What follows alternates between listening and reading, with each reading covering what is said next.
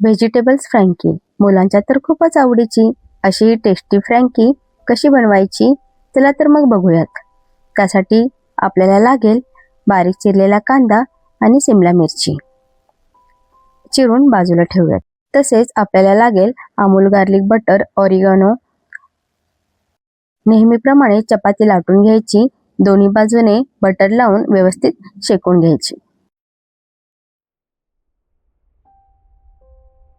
Pizza sauce आणि mayonnaise चपातीवर व्यवस्थित सर्व बाजूने पसरून घ्यावे.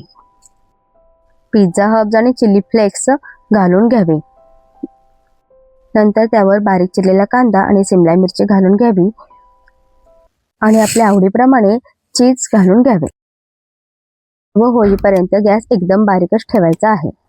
हळूहळू चीज मेल्ट होईल आणि आपण राऊंड शेपमध्ये पिझ्झा सारखे सर्व करू शकतो. मुले आवडीने खातील.